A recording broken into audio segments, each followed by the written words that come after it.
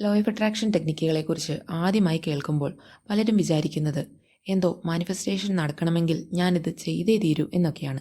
അങ്ങനെ ഏതെങ്കിലും ഒരു വീഡിയോ സെലക്ട് ചെയ്ത് അതിൽ പറയുന്ന കാര്യം ബ്ലൈൻഡ്ലി ഫോളോ ചെയ്യുന്നു. ചിലർക്ക് റിസൾട്ട് കിട്ടുന്നു, എന്നാൽ ചിലർക്ക് മാത്രം കിട്ടുന്നില്ല. അങ്ങനെ കിട്ടാത്തവരിൽ ഒരു വിഭാഗം ഇതൊക്കെ തട്ടിപ്പാണെന്നും പറഞ്ഞ് അതവിടെ ഉപേക്ഷിച്ചു പോകുന്നു. എന്നാൽ മറ്റു ചിലരാണെങ്കിൽ അതിൽ നിന്നും നേരെ മറ്റൊന്നിലേക്ക് പോകുന്നു. അങ്ങനെ മാറി മാറി പല ടെക്നിക്കും ചെയ്ത് മടുത്തിരിക്കുന്നു. എന്തുകൊണ്ടാണ് എനിക്ക് മാത്രം ഇതൊന്നും വർക്കാകാത്തതെന്ന കൺഫ്യൂഷനിലേക്ക് പോകുന്നു. നിങ്ങളിതിൽ ഏതെങ്കിലും വിഭാഗത്തിൽപ്പെട്ട ആളാണെങ്കിൽ ഒരു കാര്യം മനസ്സിലാക്കുക. ആഗ്രഹസാധ്യത്തിന് വേണ്ടി നിങ്ങളിത് ചെയ്തേ തീരൂ എന്ന് സ്ഥാപിച്ചുകൊണ്ട് ഞങ്ങളെപ്പോലുള്ള യൂട്യൂബേഴ്സ് നിങ്ങളെ നിർബന്ധിച്ച് ചെയ്യിപ്പിക്കുന്നതല്ല ഇതൊന്നും.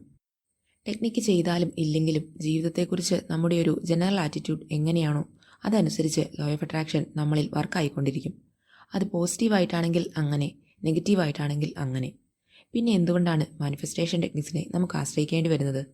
നമുക്കറിയാം, ചെറുപ്പകാലം മുതലേയൊന്നും ആകർഷണ നിയമത്തെക്കുറിച്ച് അവെയറായിട്ടല്ല നമ്മൾ വളർന്നു വന്നത്. അതുകൊണ്ട് തന്നെ വെറുതെ ഒരാളോട് തൻ്റെ ഏതാഗ്രഹവും മൈൻഡ് പവർ ഉപയോഗിച്ചാൽ നേടിയെടുക്കുവാൻ സാധിക്കുമെന്ന് പെട്ടെന്നൊരു ദിവസം പറഞ്ഞാൽ ആദ്യമൊക്കെ അത് അംഗീകരിക്കുവാൻ മനസ്സിന് വളരെ ബുദ്ധിമുട്ടാകും. അങ്ങനെയുള്ള സന്ദർഭങ്ങളിലാണ് ലോ ഓഫ് അട്രാക്ഷൻ ടെക്നിക്സിൻ്റെ പ്രാധാന്യം വരുന്നത്. നമ്മുടെ മൈൻഡിനെ വിശ്വാസയോഗ്യമാക്കുവാൻ സഹായിക്കുന്ന ഒരു മാധ്യമമായിട്ടാണ് ഇത്തരം ടെക്നിക്സ് വർക്ക് ചെയ്യുന്നത്. പക്ഷേ പലരും ഇതൊക്കെ ചെയ്തു നോക്കിയിട്ട് റിസൾട്ട് ഒന്നും ഇല്ലെന്ന് കാണുമ്പോൾ ഈ ആഗ്രഹം ഞാൻ അർഹിക്കുന്നില്ലെന്നാണ് യൂണിവേഴ്സ് പറയുന്നത് എന്നൊക്കെയുള്ള തെറ്റിദ്ധാരണയിലേക്ക് വഴിമാറി പോകാറുണ്ട്. ഒരിക്കലും ആ രീതിയിൽ ചിന്തിക്കരുത്. വെറുതെ കുറേ അഫർമേഷൻസ് 108 തവണ പറഞ്ഞു, അല്ലെങ്കിൽ കുറേ ദിവസം സ്ക്രിപ്റ്റ് ചെയ്തു എന്നൊക്കെയുള്ള ഒരു കാരണം കൊണ്ട് മാത്രമല്ല ഇത് വർക്കാകുന്നത്. അവസാനം നമുക്കിത് ലഭിക്കുമോ ഇല്ലയോ എന്നുള്ളത് നമ്മൾ സ്വയം എങ്ങനെ വ്യൂ ചെയ്യുന്നു എന്നതിനെ ആശ്രയിച്ചാണ് ഇരിക്കുന്നത്.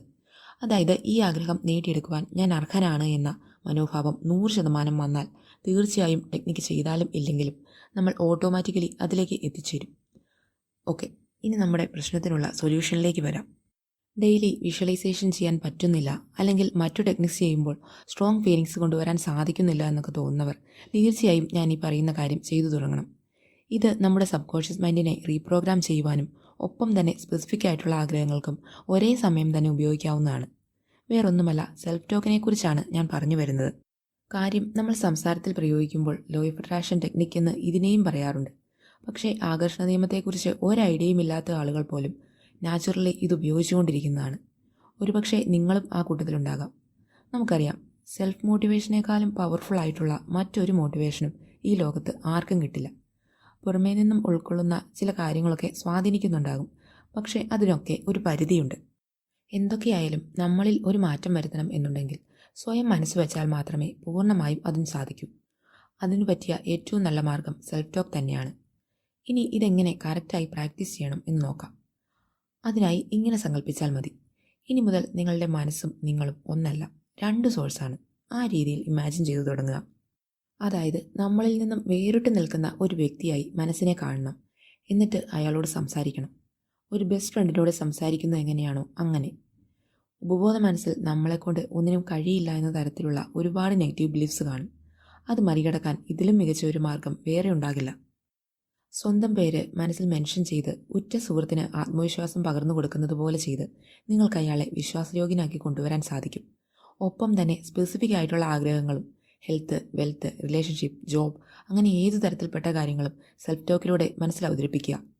അതിനായി ആഗ്രഹം നേടിയെടുത്ത ഒരു വ്യക്തിയോട് സംസാരിക്കുന്ന രീതിയിൽ അയാളെ സമീപിച്ചുകൊണ്ട് ചോദ്യങ്ങൾ ചോദിക്കാം, മറുപടി പറയാം, അയാളെ അഭിനന്ദിക്കാം. അങ്ങനെ നിങ്ങൾക്ക് ഇഷ്ടമുള്ളതുപോലെ ആ ഒരു പർട്ടിക്കുലർ ആഗ്രഹം പാസ്റ്റിൽ നടന്നു കഴിഞ്ഞു എന്ന രീതിയിൽ അയാളോട് കമ്മ്യൂണിക്കേറ്റ് ചെയ്യുക. ഒപ്പം തന്നെ വിഷ്വലൈസേഷനും സ്ക്രിപ്റ്റിങ്ങും ഒക്കെ ഇടയ്ക്ക് ചെയ്തു എന്നോർത്തും ഒരു കുഴപ്പവുമില്ല. പക്ഷേ എല്ലാം കൂടി ചെയ്ത് ഒരുപാട് സ്ട്രെസ്സ് കൊടുക്കാതിരുന്നാൽ മാത്രം മതി. ഇത് ശീലിച്ചാൽ നമ്മുടെ ജീവിതത്തിൽ അത്ഭുതകരമായ മാറ്റങ്ങൾ കണ്ടു തുടങ്ങും എന്നുള്ളത് 100% ഉറപ്പായിട്ടുള്ള കാര്യമാണ്.